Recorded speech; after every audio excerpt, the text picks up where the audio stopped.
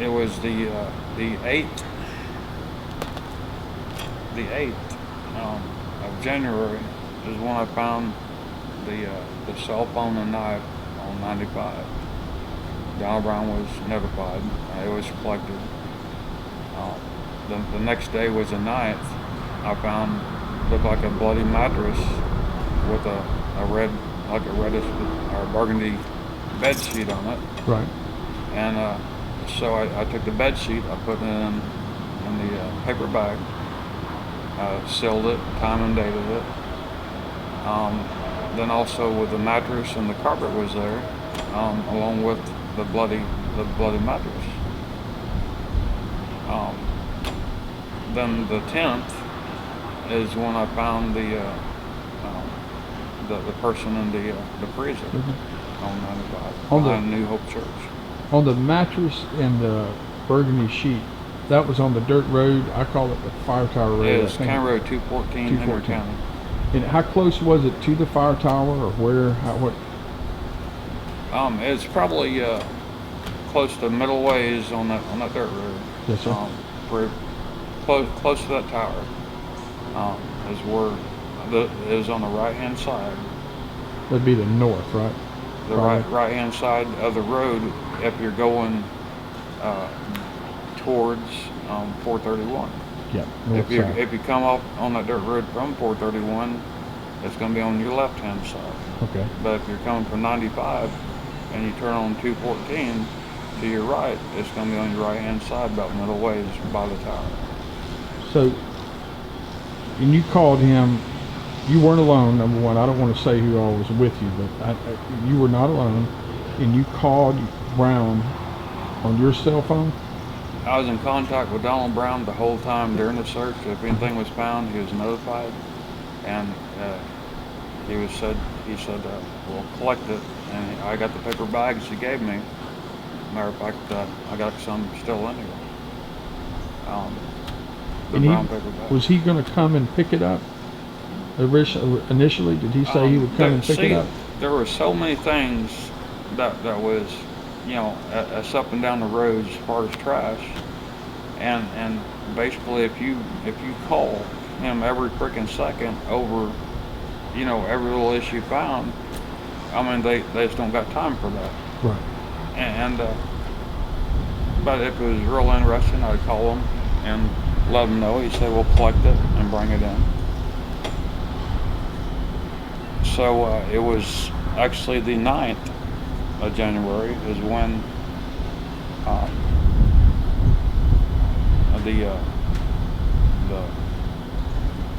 the bed sheet off the mattress, the knife, and the phone was turned in to Donald Brown. The 10th is when I found the remains behind the New Hope Church. Right. So you brought it to the police station and he signed an evidence form receipt? No, the evidence form, the chain of custody form was not signed until it was Kathy Johnson, like, Scott, you need to go back up there and get these signatures. So it was basically on the I sat down with Donald Brown after the remains were found, and when everything kind of quieted down, and it was probably may have been a week or 2 weeks after that issue that we sat down, looked through the evidence I turned into him, right, and then we signed the chain of custody forms to it. He acknowledged that day, but he did receive it on the 9th, the day before the remains were found. And that's the copy that I have of that form where his signature is at the bottom. And yeah, the date's going to be on there. Probably, I don't know if he went back to the date from when I turned it into him, or from when we sat down on the table and went through the evidence, and I confirmed it, and we checked through it and went through the check, and everybody made their signatures. You think that could be tied to Lisa Wallace?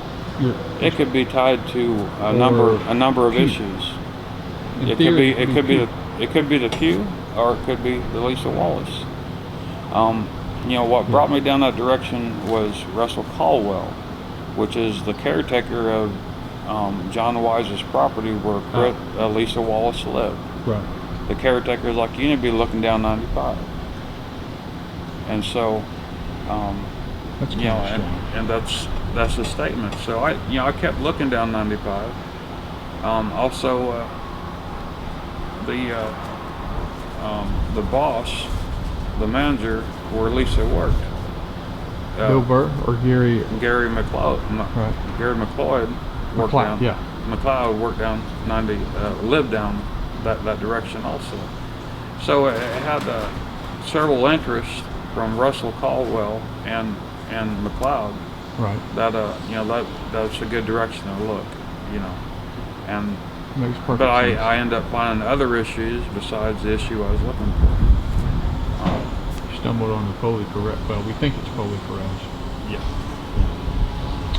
It's not confirmed 100%, but And he went missing on, if I'm not mistaken, May or June of 2011 or something. I think it was 2009, wasn't it? It was several years, so that sheet probably couldn't have been tied to No, his. it was not. This is as far as then you got the pictures and everything.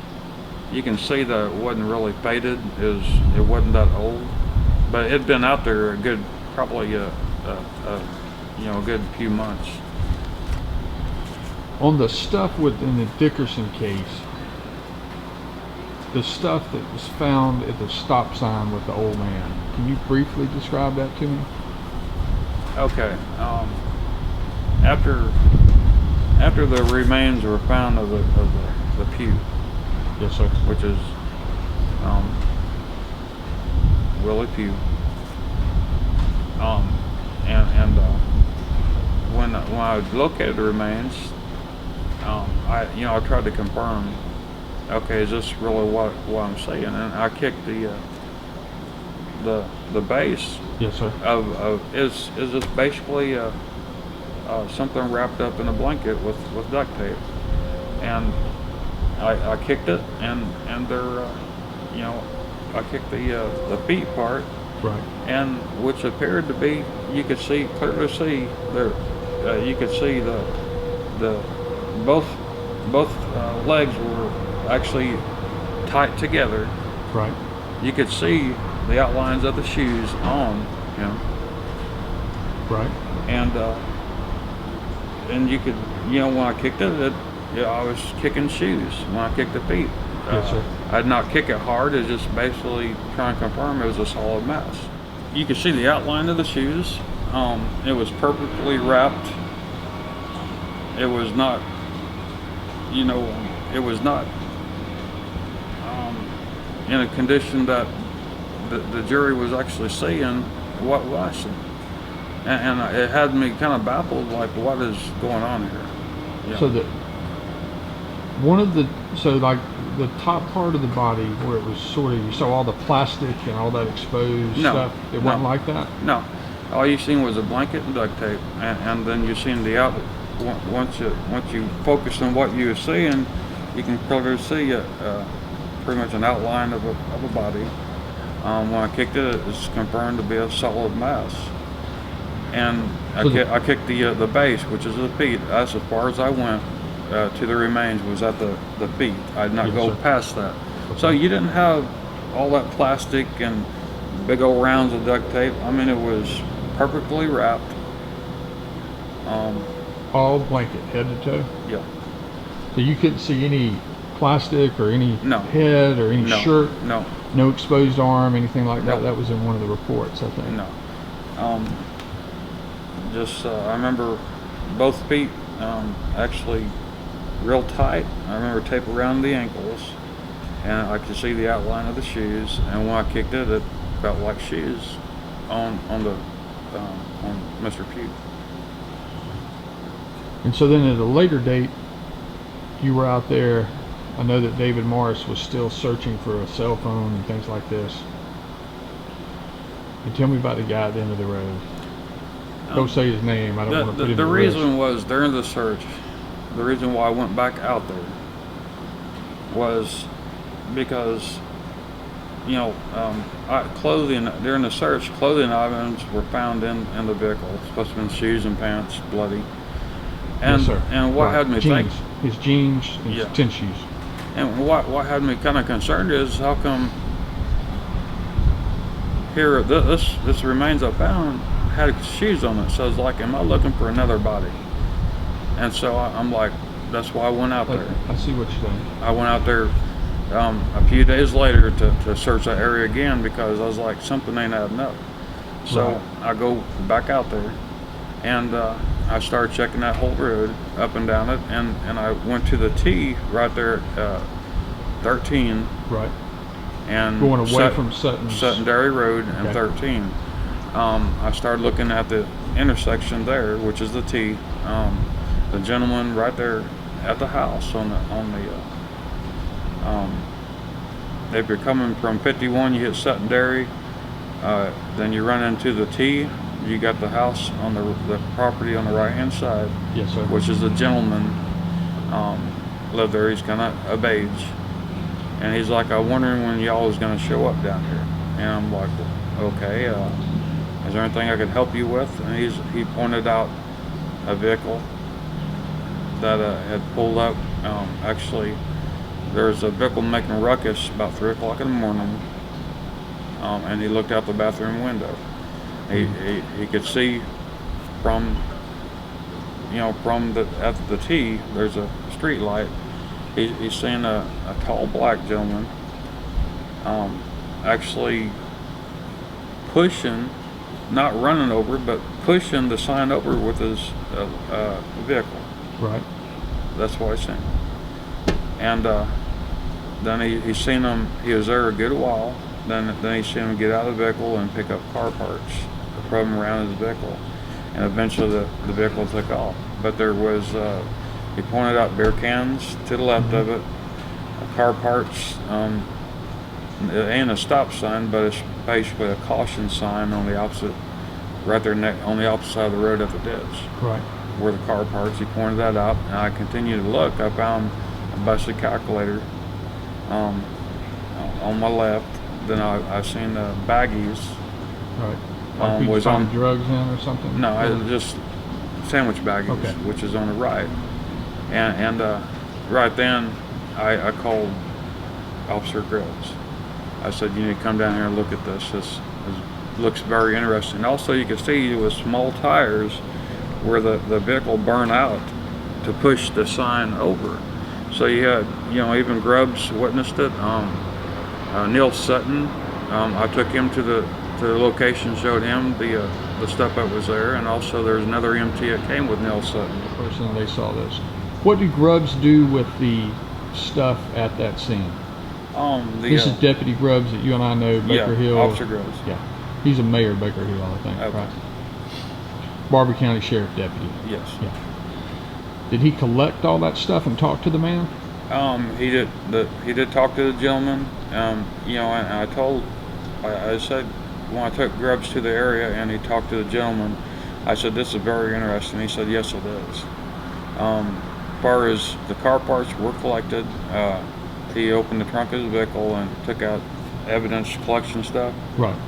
Collected the calculator, collected the car parts, and around that time, Grubbs was in control of the situation. I went and left so he could do his job, and that's why I removed myself. But he was there talking to the gentleman about it.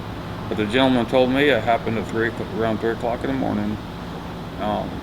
Around that time of all this going on, and it was. All right, so Grubbs collected this stuff, and you left there. Tell me about the other incident, though, where down in Ayrton, it involved Tracy Reese and. Yes, it was actually a few days prior to Mr. Pugh being located on Sutton Dairy Road. It was off of 51 at a church on the left-hand side, and Officer Grubbs was looking behind the church and had a shovel where he was, checking different areas back behind the church. Well, Pugh's mother and I guess would be the husband Right. of the mother. Both of them showed up there and was like, "You got to go with us." So Grubbs hopped in his vehicle. I followed behind them, and it took us to a place in Ayrton. It was next to the railroad tracks in Ayrton, and the mother was kind of frantic, like, "I feel my baby's here. This is where my baby is."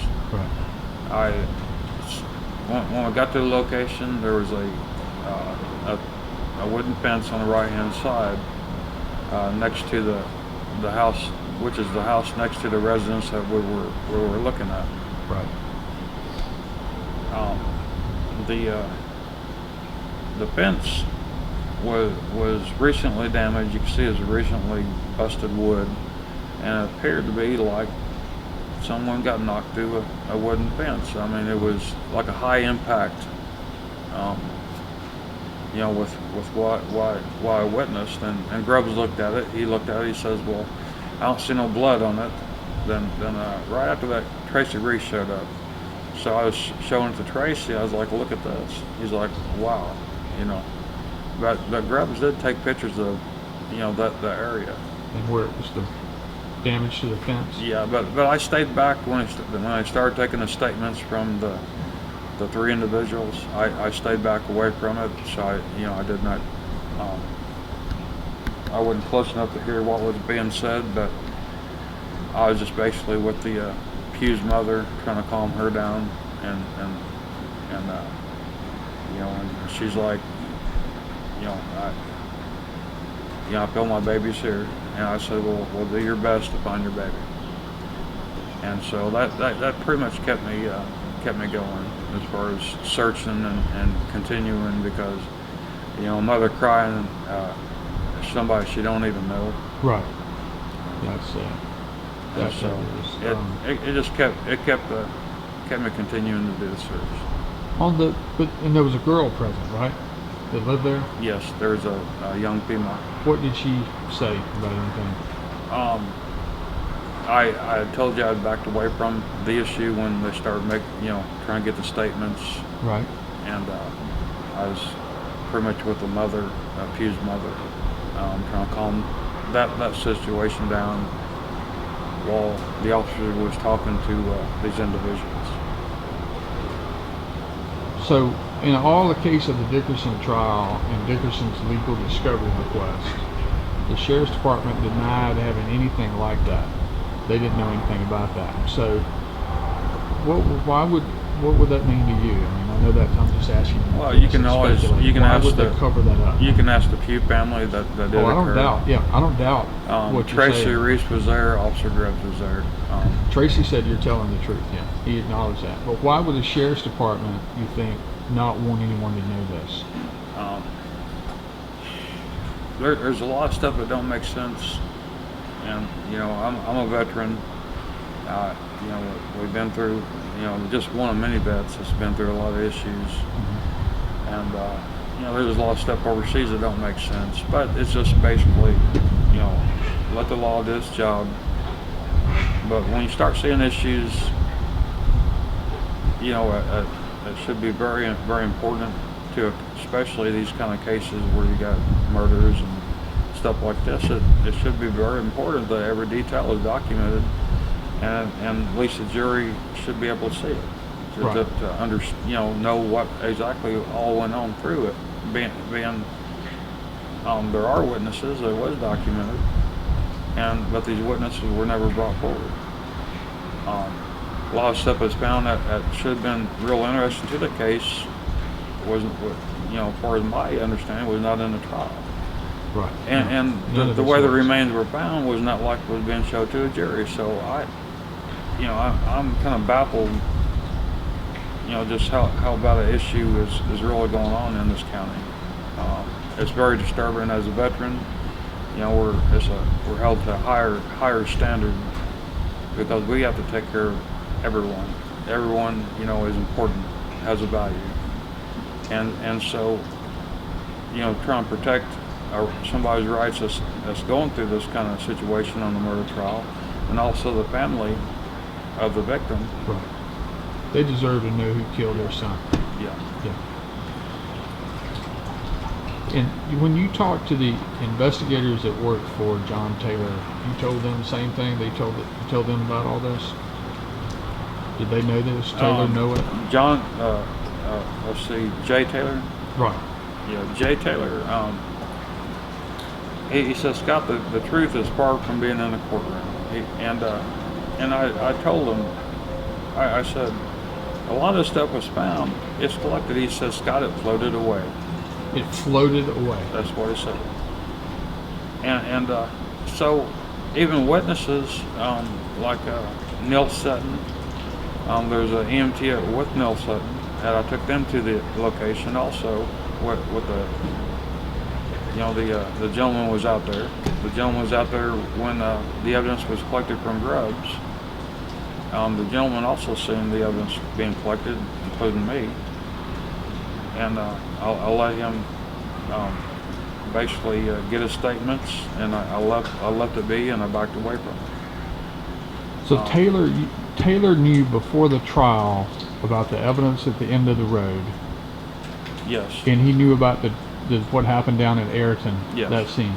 His statement was that is relation of Neil Sutton. We do not want this in a courtroom. Anything related to Neil Sutton? Yes. Why? I don't know. That's what he said. He said that is a relation of Neil Sutton. We do not want this in the courtroom of this issue encountered. So that's what Jay Taylor had told me. And so there's a lot of very important stuff. Fuck, that doesn't make any sense to me. I mean, I'm not a lawyer, but how it's relevant because you more than anybody made it relevant because you found the body and you know how they conducted the search. You know some of these people, or know of them. And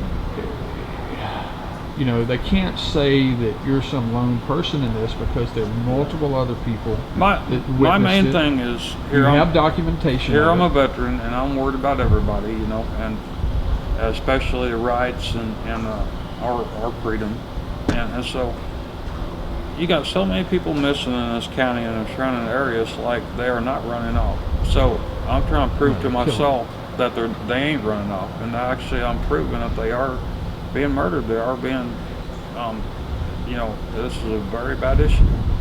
Well, I'd say when you have a police chief's father damn near get his head decapitated, and no one solves that, no one knows anything, that's a fucking big problem. And he ain't no more important than Lisa Wallace. A kid chopped up in a freezer, and bloody evidence of other issues. So there's proof.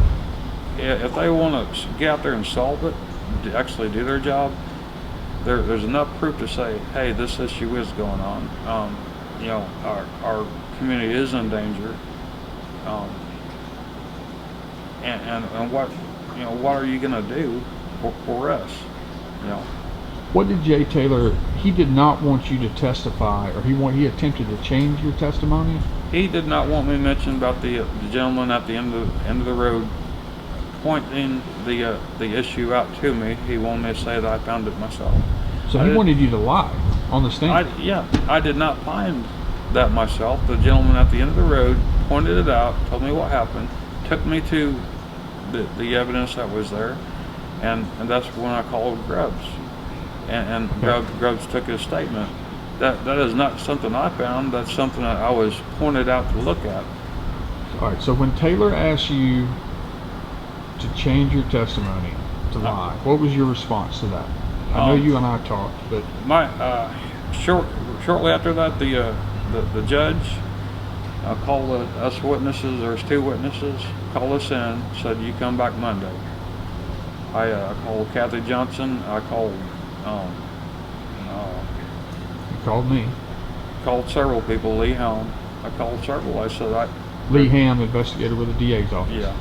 Okay. I said he's wanting me to change my statement, and he said, Scott, you tell the truth. Don't listen to what he's saying. You tell the truth. That's what Lee Helm said. Right. And I also called Van Hughes, with the FBI. Right. I said, you know, this is something is very wrong. Right. And I agree. I let them know. That would have helped Dickerson's case. Yeah, probably would It have. doesn't make any sense why Dickerson's own lawyer would want to get a witness to lie in a way that harms his client. Basically, the way I see it, they're wanting someone to, you know, to hang for it, and they don't care who it is. They want somebody to, you know, to be responsible for this going on, but they're not investigating the real issue, what really occurred, what really happened. They're just trying to find an easy way out of having to investigate and deal with this issue as a whole, instead of, you know, they're making it worse and worse as it goes along. Instead of, if you would have dealt with it right then, you would have to go back and redo this. Right. Did he want you to not? Did he ask you to not talk about the stuff in Ayrton if you were asked? He said, do not mention that. The issue happened in Ayrton. He said, do not mention the gentleman talking to you and pointing out the issues. He said, do not mention David Morse's, what he told us during the search with Land and Water Rescue and other search groups right there on County Road 15, where it crosses County Road 8. He said this is Pugh's last known ping at that time. Right. Which was So 15 he and wanted County you, Road 8. if you had been asked by the district attorney, Ben Reeves, a question, he wanted you to not answer those questions about that right there. He did not want that discussed. That doesn't make any sense to me. Well, and I believe you. You know, there's a lot of issues, even being they wouldn't collect the, you know, I collected the bloody bed sheet. The mattress was left there, the carpet pieces left there, and it, you know, is like Henry County. They're like, we ain't gonna touch it, being that she follows investigation. Right. And they was getting upset because they wouldn't collect it. I mean, here they recovered the remains that was found, and the evidence was right there. And we kept calling Donald Brown, and we're coming, we're gonna collect it. And even Henry County was getting upset, like, why are you not collecting this evidence? So I took Kathy Johnson and Miss Debbie, the dog handler, with her cadaver dogs, to check out that location, which is the mattress and all that, right, on 214. The dog hit, so there was decom. 2 dogs hit. Two separate cadaver dogs hit and said, hey, this is something, this is an issue. On the mattress. Yes. And that was the one on what I call the fire tower. Miss Debbie Gullett. Yes. Miss Debbie Gullett. I don't know her. She works a lot with Land and Water Rescue, and she's helped on a lot of recoveries with her cadaver dogs. So we called her out. She come out. The dogs confirmed that it was human decom.